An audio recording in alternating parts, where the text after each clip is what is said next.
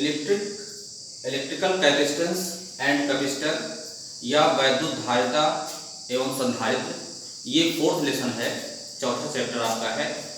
इस चैप्टर में आप धारिता क्या होती है, वैद्युत धारिता मतलब इलेक्ट्रिक के संबंध में कैपेसिटेंस क्या चीज़ है, संधारित्र क्या होते हैं, किसी संधारित्र की धारिता को हम कैसे घटा सकते हैं, बढ़ा सकते हैं, इसके बारे में भी आप जानेंगे।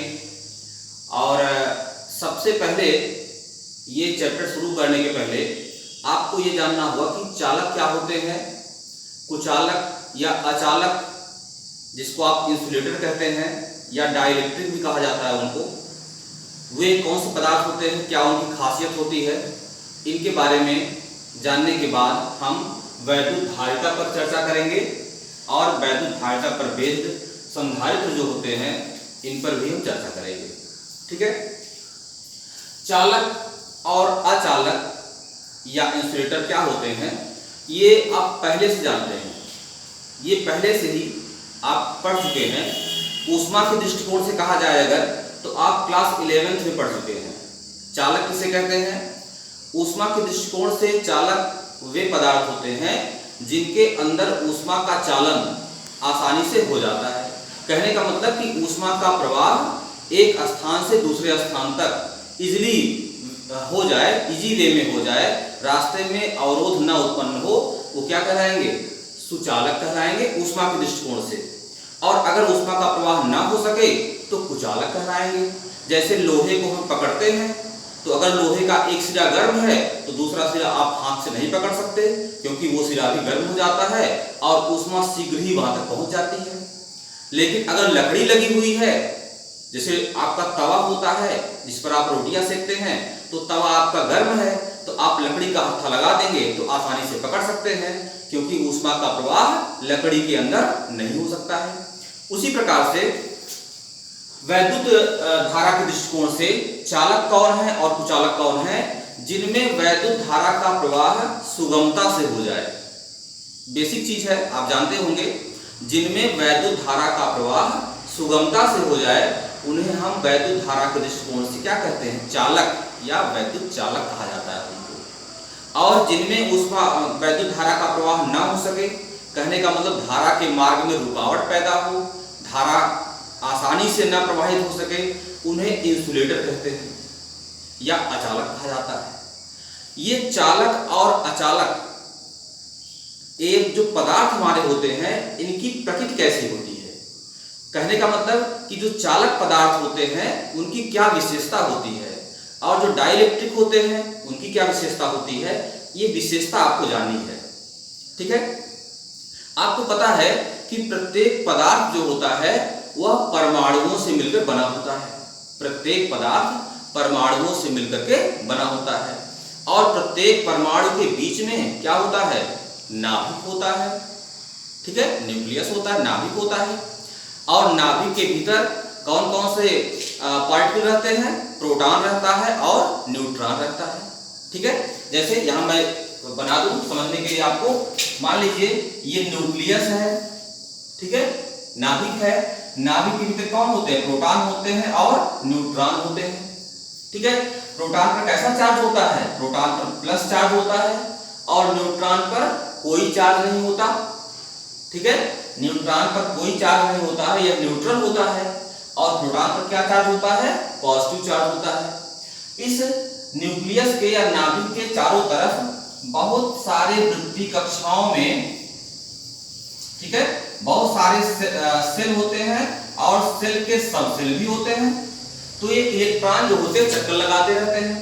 कुछ इलेक्ट्रॉन यहाँ पर होते हैं, कुछ यहाँ पर होते हैं, कुछ एक नियम के अंतर्गत, एक नियम के थ्रू जो है विभिन्न कक्षाओं में इलेक्ट्रॉनों का डिस्ट्रीब्यूशन हुआ रहता है। ठीक है, इतनी बात क्लियर हो गई। वास्तव में प्रोटॉनों की जितनी संख्या होती है न्यूक्लियस के भीतर, उतनी ही संख्या में इलेक्ट्रॉन न्यूक्लियस के या नाभिक के बाहर भी रहते हैं। इसलिए प्रोटॉनों के धन आवेश को बाहर घूमते हुए इलेक्ट्रॉनों का जो ऋण आवेश होता है वो निरस्त कर देता है, कैंसिल कर देता है। इसलिए अगर हम ये कहें कि संपूर्ण परमाणु का, पूरे परमाणु का आवेश कितना है, तो शून्य, पूरे परमाणु पर कोई आवेश नहीं होता। ठीक है इतना। लेकिन नाभिक पर कैसा आवेश होगा? नाभिक पर आवेश होगा धनात्मक, क्योंकि नाभिक के अंदर न्यूट्रॉन है, न्यूट्रॉन पर कोई आवेश नहीं है और प्रोटॉन पर धन आवेश है, तो नाभिक का आवेश कैसा हुआ? धनात्मक हुआ। ठीक है। ये जो इलेक्ट्रॉन आपके हैं, कुछ इलेक्ट्रॉन न्यूक्लियस के या नाभिक के बगल की कक्षा में, मतलब नजदीक कक्षा में चक्कर लगाते रहते हैं, और कुछ इलेक्ट्रॉन जो है वो दूर कक्षा में चक्कर लगाते रहते हैं। ठीक है। जो इलेक्ट्रॉन नाभिक के समीप स्थित होते हैं या नाभिक के समीप कक्षाओं में चक्कर लगाते रहते हैं, नाभिक से उनकी जो आकर्षण क्षमता होती है या बंधन क्षमता होती है वो ज्यादा होती है। कहने का मतलब कि वो नाभिक से टाइटली बाउंड होते हैं, और जो इलेक्ट्रॉन दूर होते हैं उनकी नाभिक से बंधन क्षमता कम होती है।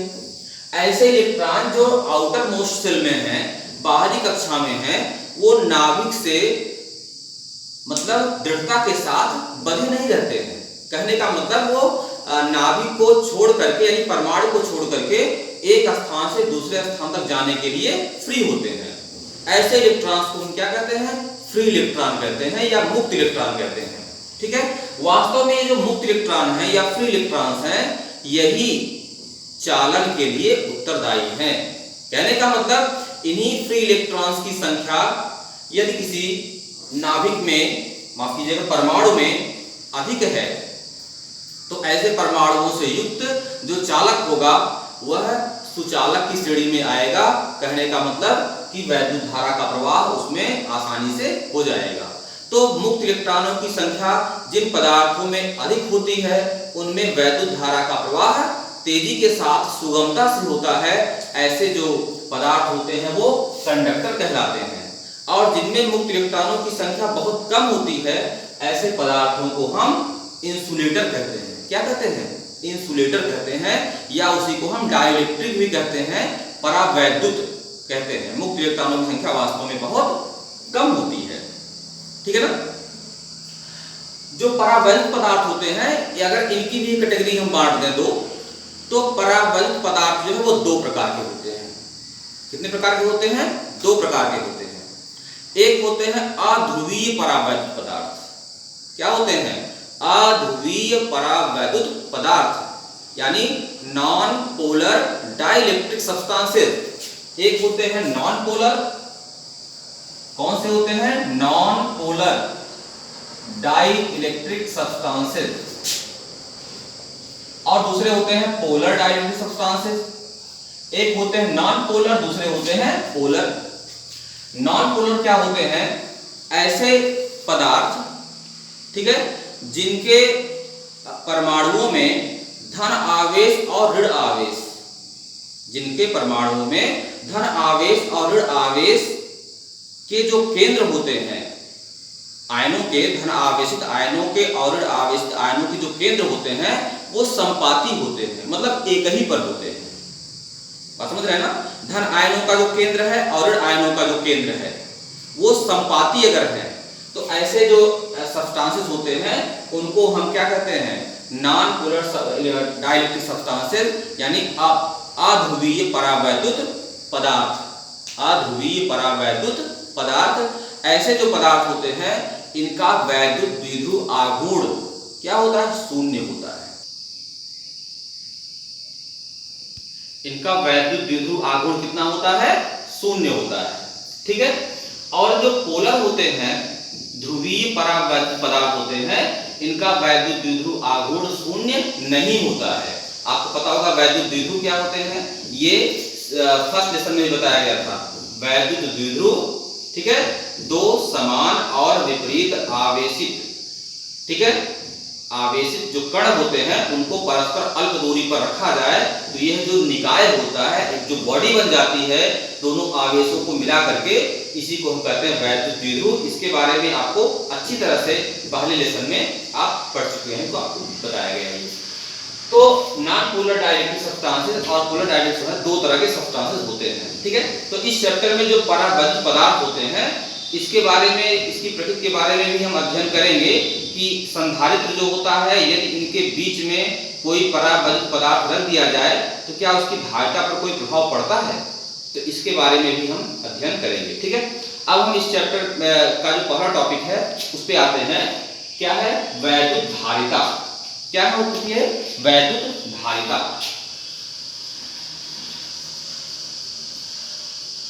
वैद्युत धारिता और संधारित्र में पहले आप समझिए कि धारिता क्या चीज होती है। धारिता का जो सीधा आशय होता है, इसे क्या कहते हैं? धारण करने की क्षमता। नाम से स्पष्ट है, धारिता का मतलब होता है धारण करने की क्षमता। जैसे आपको वो दूध मापने वाला बर्तन आप देखते हैं, 1 लीटर का होता है, आधे लीटर का होता है, ठीक है, 250 ml का होता है। तो अगर 1 लीटर का है तो आप कहते हैं कि इस बर्तन की जो कैपेसिटी है या इस बर्तन की जो क्षमता है, धारण करने की क्षमता 1 लीटर है। मतलब 1 लीटर से ज्यादा पानी अगर उसमें डाला जाएगा या दूध डाला जाएगा तो क्या होगा? वह उस बर्तन में आ नहीं पाएगा, ओवरफ्लो हो जाएगा, बाहर से निकल जाएगा। ठीक है, यहाँ तक कहने का मतलब कि जिस तरह से बर्तन की एक क्षमता होती है कोई पदार्थ ग्रहण करने की, वैसे ही कोई भी चालक हो, उस चालक की अपनी एक क्षमता होती है। किस चीज के लिए? आवेशों को ग्रहण करने के लिए। जैसे कोई चालक है तो उस चालक को दिए जाने वाले आवेशों की एक सीमित मात्रा ही होती है। अगर ज्यादा से ज्यादा आवेश आप देंगे तो वह चालक एक लिमिटेड आवेश ही ग्रहण कर पाएगा, उससे ज्यादा आवेशों को वो प्रतिकर्षित कर देगा, बाहर निकाल देगा। ठीक है ना? तो किसी मतलब चालक की आवेश ग्रहण करने की क्षमता जो होती है उसे क्या कहते हैं? वैद्युत धारिता कहते हैं। क्या कहते हैं उसको? वैद्युत धारिता। तो धारिता का मतलब होता है धारण करने की क्षमता, और वैद्युत धारिता कहा जाए तो आप जान जाएंगे वैद्युत आवेश ग्रहण करने की क्षमता या धारण करने की क्षमता। और हर चालक के लिए यह वैद्युत धारिता यानी धारण करने की क्षमता अलग अलग होती है, जो कि चालक के आकार पर भी निर्भर करती है। ठीक है, चालक की प्रकृति पर निर्भर करती है, चालक पर आरोपित विभवांतर पर भी निर्भर करती है, कई तथ्यों पर यह निर्भर करती है। ठीक है ना? तो वैद्युत धारिता का फार्मूला क्या है, उस फार्मूले पर हम आते हैं। ठीक है, किसी चालक को यदि आवेश दिया जाए, ठीक है ना, यदि किसी चालक को आवेश दिया जाए तो आवेश देने से क्या होता है? उस चालक का विभव, वोल्टेज बढ़ जाता है, पोटेंशियल बढ़ जाता है उसका। ठीक है ना? जो धारा बहेगी तब वोल्टेज का कंसेप्ट आएगा, अभी क्या होगा? पोटेंशियल बढ़ जाता है उसका। तो आवेश ग्रहण करने पर क्या होगा? विभव उसका बढ़ जाएगा। किसी चालक को अगर हम आवेश कम देंगे तो उस चालक का विभव कम बढ़ेगा, ज्यादा आवेश देंगे तो चालक का विभव ज्यादा बढ़ेगा। तो Q प्रोपोर्शनल टू V होता है, Q प्रोपोर्शनल टू V। ठीक है, जैसे किसी बर्तन में अगर हम द्रव को भरते जाएं तो हम कहते हैं कि बर्तन में द्रव को भरते रहने से द्रव का तल या लेवल ऊंचा हो जाता है।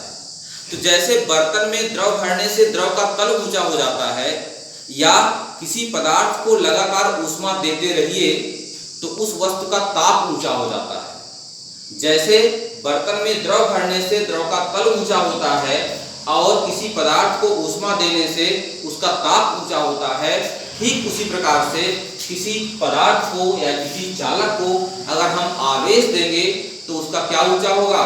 उसका विभव ऊंचा हो जाएगा। ठीक है, उसका विभव ऊंचा हो जाएगा। तो Q directly proportional to V। अब अगर हम यहाँ पर अनुक्रमानुपात का जो चिन्ह है, जो साइन ऑफ प्रोपोर्शनैलिटी है, इसको हम हटाते हैं तो यहाँ पर हमको क्या मिलेगा? एक कांस्टेंट मिलेगा। उस कांस्टेंट को क्या लिखेंगे? C से दिखाएंगे। तो Q इक्वल टू क्या हो जाएगा? C into V। Q बराबर CV। यहाँ पर जो C कांस्टेंट आया हुआ है, इसी को हम उस चालक की, जिसको आवेश दिया जा रहा है, उस चालक की वैद्युत धारिता कहते हैं। C को क्या कहते हैं? वैद्युत धारिता, इलेक्ट्रिकल कैपेसिटेंस कहा जाता है या वैद्युत धारिता कहा जाता है। अगर C को डिफाइन करना है तो डिफाइन कर सकते हैं। C इक्वल टू होता है Q upon V। C equal to Q upon V, जिसको आप फार्मूले के रूप में नोट भी कर सकते हैं। किसी चालक को दिए जाने वाले आवेश तथा उस चालक के विभव में होने वाली वृद्धि। चालक को आवेश देंगे तो उसके विभव में वृद्धि हो ही जाएगी। किसी चालक को दिए जाने वाले आवेश और उसके विभव में होने वाली वृद्धि के अनुपात को क्या कहते हैं? चालक की वैद्युत धारिता कहा जाता है। किसी चालक को अगर हम आवेश दें और आवेश देने से उस चालक के विभव में वृद्धि हो जाए तो इन दोनों का जो रेशियो निकलता है उसे हम क्या कहते हैं? चालक की धारिता कहते हैं या चालक की वैद्युत धारिता कहा जाता है। इसका मात्रक क्या होता है? इसका मात्रक होता है फैरड। इसका मात्रक क्या होता है? इसका मात्रक होता है फैरड। फैरड इसका मात्रक होता है। ठीक है, एक फैरड वैद्युत धारिता किसको कहेंगे हम? अगर डिफाइन करना है कि एक फैरड वैद्युत धारिता कितनी होती है तो डिफाइन कर सकते हैं, यदि Q का मान क्या हो जाए? 1 कूलम। Q का मान क्या हो जाए? 1 कूलम। और V का मान क्या हो जाए? 1 वोल्ट। क्या हो जाए यहाँ पे? 1 वोल्ट।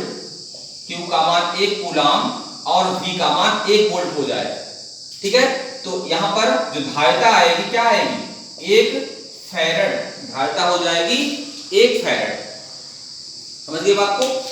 इसका मतलब यदि 1 कूलम आवेश देने से, यदि 1 कूलम आवेश देने से किसी चालक के विभव में 1 वोल्ट की वृद्धि हो, यदि 1 कूलम आवेश देने से किसी चालक के विभव में 1 वोल्ट की वृद्धि हो तो उस चालक की धारिता 1 फैरड होती है।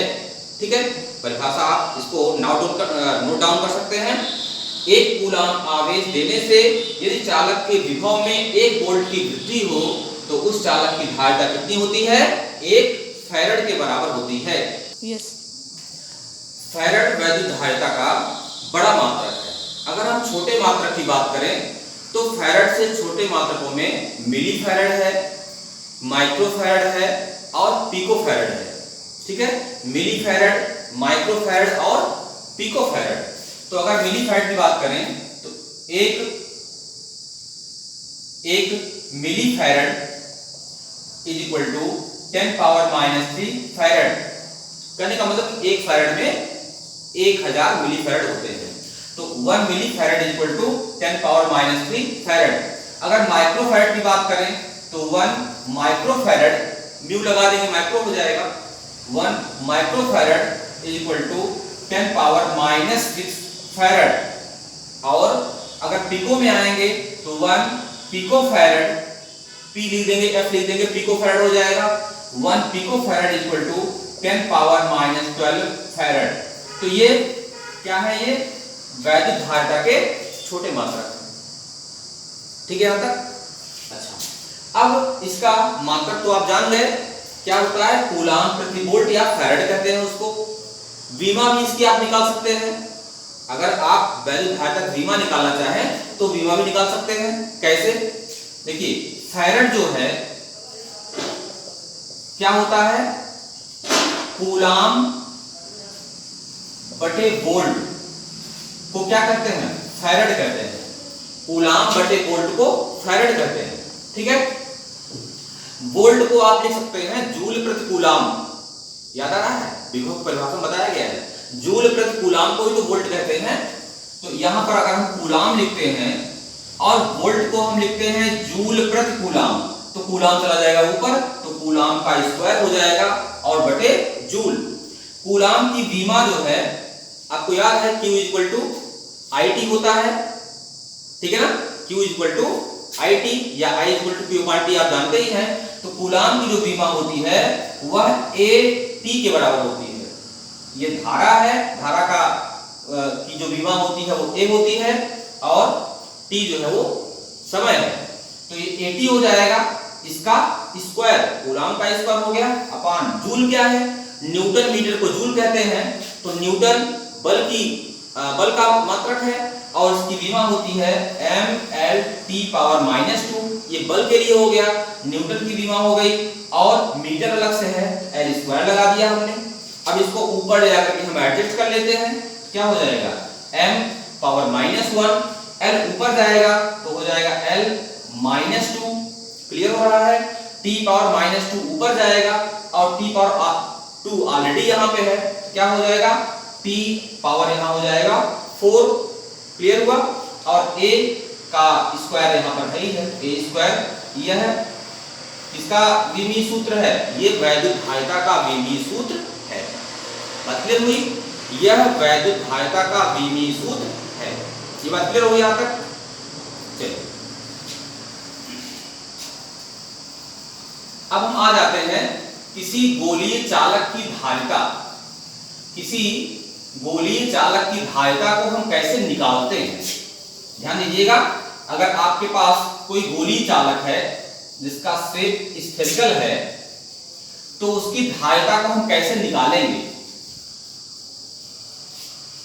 यहां देखिए हमने ऑलरेडी बना दिया है। क्या बनाया है? एक गोलीय चालक है, दिख रहा है, यह एक गोलीय चालक है। इस गोलीय चालक की त्रिज्या मान लीजिए त्रिज्या इसकी है r, ठीक है, यहां तक सही है। गोलीय चालक की त्रिज्या क्या है? r। और इस गोलीय चालक को हमने q आवेश दिया है जो कि इसकी सतह पर एक समान रूप से डिस्ट्रीब्यूट हो गया है। पहले ये अनावेशित था, इस पर कोई आवेश नहीं था, बाद में हमने q आवेश दिया तो यह इसकी सतह पर डिस्ट्रीब्यूट हो गया।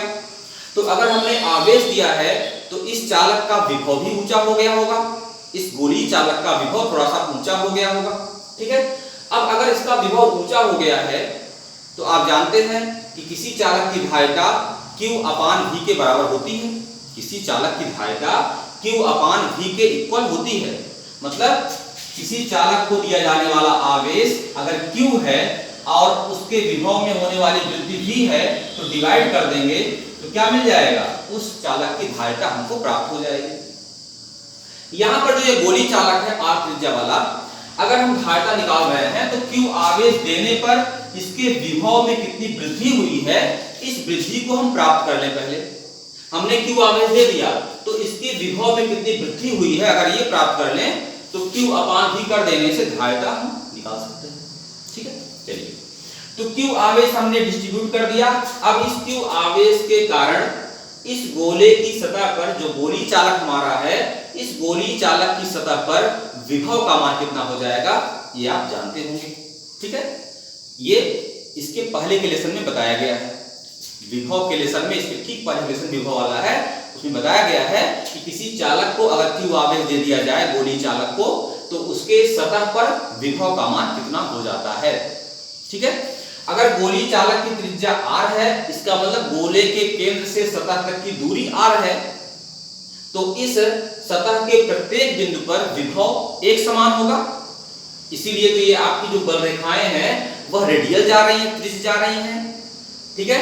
तो इस गोले की सतह पर जो विभव होगा उस विभव का मान v होगा 1/4 पाई एप्सिलॉन 0k। अगर यह गोलीय चालक के परावैद्युतांक के माध्यम में रखा हुआ है, 1/4 पाई एप्सिलॉन 0k इनटू क्या होता है यहाँ पे Q/R, याद आ रहा है? 1/4 pi epsilon 0k into Q/R। यह विभव का मान होता है कहां? गोले की सतह पर। अगर गोले को Q आवेश दिया गया तो ये आप ऑलरेडी जानते हैं इसको, ठीक है, क्योंकि सतह पर उपस्थित आवेश के लिए यह गोलीय चालक इस प्रकार से व्यवहार करता है मानो यह आवेश गोले की सतह पर ना उपस्थित होकर बल्कि गोले के केंद्र पर रखा हुआ है, ठीक है। तो गोले के समझिए यह आवेश यहां नहीं बल्कि गोले के केंद्र पर रखा हुआ, ऐसा यह बिहेव करता है। तो केंद्र से अगर r दूरी पर यह सतह है तो यहां पर विभव का मान यही होगा, क्योंकि बिंदु आवेश के कारण विभव जो होता है 1/4 पाई एप्सिलॉन 0 इनटू Q/R के बराबर होता है, ठीक है। तो हमने Q आवेश दिया और Q आवेश से उसके विभव में इतनी वृद्धि हो गई, तो अगर हमको इस गोलीय चालक की धारिता निकालनी है तो निकाल सकते हैं। C हो जाएगा Q/, ठीक है, V की वैल्यू पूरी रखेंगे यहाँ पे 1/4 pi epsilon 0k into Q/R। तो Q से Q कैंसिल हो जाएगा और ये पूरा सिस्टम चला जाएगा ऊपर की तरफ, तो हो जाएगा 4 pi epsilon 0k into R। ये रेडियस के लिए है, कहीं कहीं आपको बुक में A मिलेगा, कहीं कहीं R मिलेगा, वो संकेत है। धारिता का मान क्या हो गया, गोली चालक की धारिता C = 4 pi epsilon 0 K × R। इसको आप याद कर लीजिए अच्छे से, C = 4 pi epsilon 0 K × R। यह किसी गोली चालक की धारिता का फार्मूला है, ठीक है, इंपॉर्टेंट है, इसको आप याद रखिएगा। कोई भी गोली चालक है उसकी धारिता केवल उसकी त्रिज्या पर निर्भर करती है, इसकी वैल्यू तो फिक्स है, ठीक है ना। 1/4 पाई एप्सिलॉन 0 वैल्यू होती है ना 9 × 10⁹, तो 4 पाई एप्सिलॉन 0 की वैल्यू आप कर देंगे 1/9 × 10⁹, ठीक है। के उस माध्यम का परावैद्युतांक है जहां पर यह गोली चालक रखा हुआ है।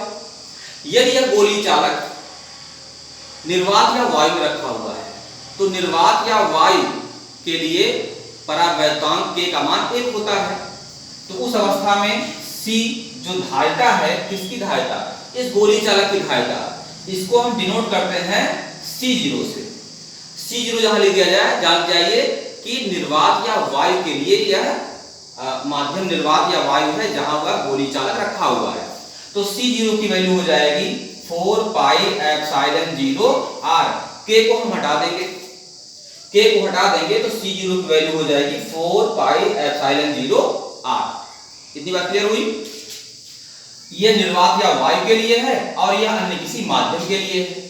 अगर यहां हम डिवाइड कर दें किसमें, C/C0 कर दें, C/C0 डिवाइड कर देंगे तो क्या होगा, 4 पाई एप्सिलॉन 0 R रहेगा और नीचे 4 पाई एप्सिलॉन 0 R × K रहेगा। तो क्या होगा यहाँ पे, ये हो जाएगा आपका, ठीक है, C/C0 करेंगे क्या होगा यहाँ पे K, ऊपर C की वैल्यू रहेगी 4 पाई एप्सिलॉन 0 K × R, नीचे 4 पाई एप्सिलॉन 0 R कटेगा, K बचेगा, तो C की वैल्यू क्या हो जाएगी C0 × K। तो किसी माध्यम के परावैद्युतांक को परिभाषित करने का एक तरीका यहां से भी निकाल सकते हैं। आपको याद होगा K की जो वैल्यू है वह एप्सिलॉन/एप्सिलॉन 0 आप पढ़ चुके हैं, एक बार आप डिफाइन कर चुके हैं, इसको याद आ रहा है, पहले चैप्टर में ही है। निर्वात की वैद्युतशीलता और किसी माध्यम की वैद्युतशीलता, इन दोनों का जो रेशियो होता है उसको हम K कहते हैं। मतलब किसी माध्यम में रखा हुआ चालक है तो उस माध्यम की वैद्युतशीलता को ऊपर रखिए और निर्वात की वैद्युतशीलता को नीचे रखिए, डिवाइड करने पर उस माध्यम का परावैद्युतांक आ जाएगा, ठीक है ना। तो यहां पर क्या होगा, किसी गोली चालक को लिया जाए, उस गोली चालक को अगर हम किसी अन्य माध्यम में रख दें, कांच में रख दें, मोम में रख दें, ठीक है, या मिट्टी का तेल हो उसमें रख दें, कोई अन्य माध्यम हो जिसका परावैद्युतांक 1 से ज्यादा हो, निर्वात या वायु से के अलग रहेगा तो 1 से ज्यादा हो ही जाएगा। उस माध्यम में रखे जाने पर जो उसकी धारिता होती है गोली चालक की वो हम निकाल लें, और निर्वात या वायु में रखे जाने पर जो उस गोली चालक की धारिता होती है वो निकाल लिया जाए। तो इन दोनों का जो रेशियो होता है उसी को हम क्या कहते हैं, उस माध्यम का परावैद्युतांक कहा जाता है। तो परावैद्युतांक को हम यहां से भी डिफाइन कर सकते हैं, ठीक है। तो वैद्युत धारिता का आशय होता है वैद्युत आवेश ग्रहण करने की क्षमता। अब यह क्षमता घटाई बढ़ाई भी जा सकती है ना। इस क्षमता को अगर बढ़ाना है तो उसी का नाम क्या है, संधारित्र। ऐसी डिवाइस, ऐसी युक्ति जिससे क्या हो, उस चालक के आवेश ग्रहण करने की क्षमता बढ़ जाए, जबकि हम चालक के आकार में कोई परिवर्तन न करें। भाई चालक के आकार में परिवर्तन कर देंगे, बड़ा चालक ले लेंगे तो आवेश ज्यादा ग्रहण करेगा, स्वाभाविक सी बात है। लेकिन हम चालक के आकार में परिवर्तन न करें, फिर भी ऐसी युक्ति लगा दें, ऐसी डिवाइस लगा दें कि वो अधिक से अधिक आवेश ग्रहण करे, तो ऐसी युक्ति क्या कहते हैं, संधारित्र कहा जाता है, ठीक है। संधारित्र के बारे में हम इसके आगे अध्ययन करेंगे। तो आज आपने क्या क्या अध्ययन किया, आज आपको हमने बताया कि चालक क्या होते हैं और अचालक क्या होते हैं। चालक और अचालकों का जो मुक्त इलेक्ट्रॉन मॉडल है, यानी मुक्त इलेक्ट्रॉन मॉडल के आधार पर कैसे आप चालक और अचालक की प्रवृत्ति को डिफरेंशिएट कर सकते हैं, अलग कर सकते हैं, वो आपने समझा। वैद्युत धारिता क्या होती है, आवेश ग्रहण करने की क्षमता क्या होती है किसी चालक की, ये आपने जाना। वैद्युत धारिता की विमा क्या होती है, उसका मात्रक क्या होता है, वैद्युत धारिता के बड़े मात्रक कौन कौन से हैं, छोटे मात्रक कौन कौन से हैं, मात्रकों के बारे में आपने जाना। और एक चालक जो कि गोलीय चालक है, आइसोलेटेड स्फेरिकल कंडक्टर है, इसके बारे में आपने अच्छी तरह समझा कि किसी गोलीय चालक की धारिता का फार्मूला क्या होता है, किसी गोलीय चालक की धारिता किन किन तथ्यों पर निर्भर करती है। तो ये आपने आज इसके बारे में अध्ययन किया। अब संधारित्र के बारे में हम अध्ययन बाद में करेंगे।